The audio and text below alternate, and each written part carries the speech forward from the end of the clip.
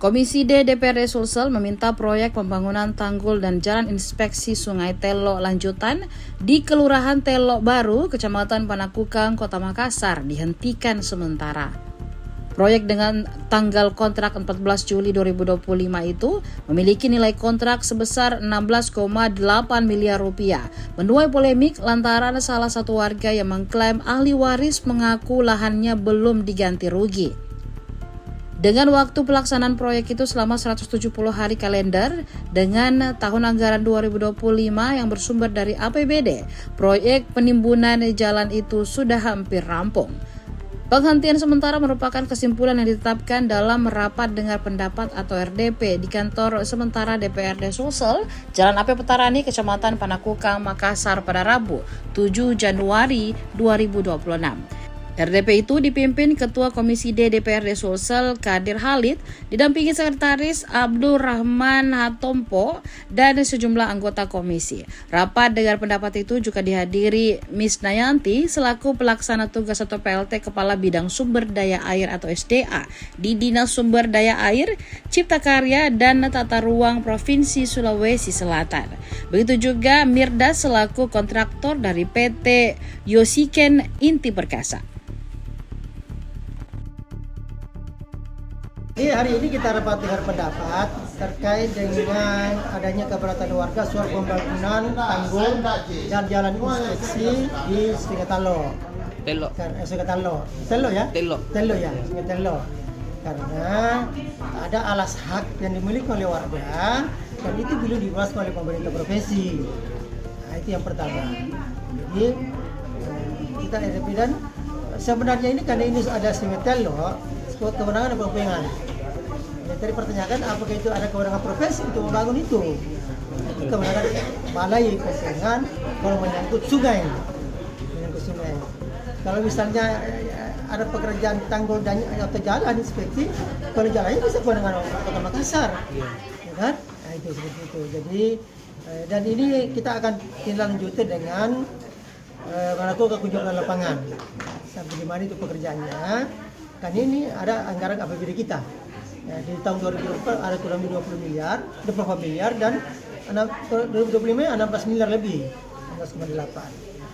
Nah, makanya kesimpulan kita yang pertama ada peninjauan, yang kedua meminta kepada Dinas SDA untuk menghentikan sementara proses pekerjaan pembangunan tanggul dan inspeksi jalan. Kak, tadi disebutkan tidak disampai ketahuan ada proyek ini, Kak, tidak disampaikan oleh pihak provinsi bahwa ada proyek ini. Memang ada di DPR 2025. Ada di 2025. Tapi di 2003 sudah jalan. 2023 sudah jalan, tapi 2023 kan belum masuk kan?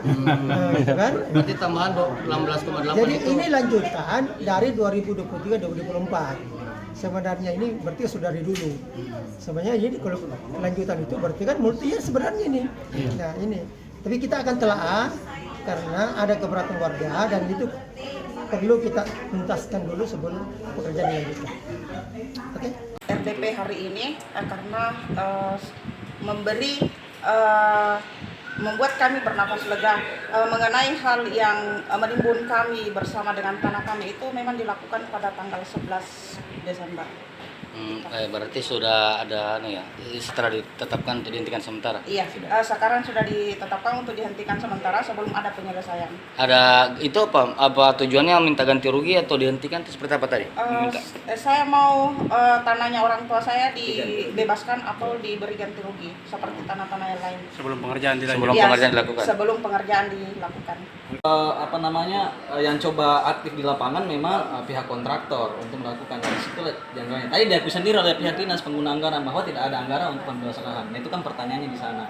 Terus kedua, mereka selalu berdalih bahwa di sana itu sempadan sungai. Kami mengecek data peta dari ATR BPN bahwa di sana itu ada 3 sertifikat yang terbit. Persis 3 sertifikat itu ada satu yang bersisian persis dengan garis sempadan sungai yang ditetapkan di dalam muncul di dalam peta ATR BPN. Artinya apa? Jalan itu tidak masuk sesungguhnya bagian dari sempadan sungai karena kita tahu peraturan Menteri tahun 2015 itu PUPR terkait dengan penetapan sempadan sungai itu bergantung kalau di kota dengan kedalaman sungai 3 meter maksimal 3 meter, maka sempadannya itu 10 meter. Nah, dan itu harus ditetapkan. Jadi peraturan menteri itu mesti ditindaklanjuti juga dengan produk basicing atau penetapan atau SK. Nah, itu juga harus muncul. Tapi kalau dilihat dokumen yang tersedia itu bahwa jalan itu tidak masuk sempadan sungai. Nah, saya kira ini alasan saja supaya menghindari pembayaran ganti rugi kepada masyarakat. Nah, sementara ada fakta di bawah, informasi kami sudah investigasi, beberapa orang menerima ganti rugi, bahkan angkanya bisa sampai miliaran. Tadi itu yang tidak agak disangkali oleh pihak kontraktor, Bapak. Download Tribun X sekarang, menghadirkan lokal menjadi Indonesia.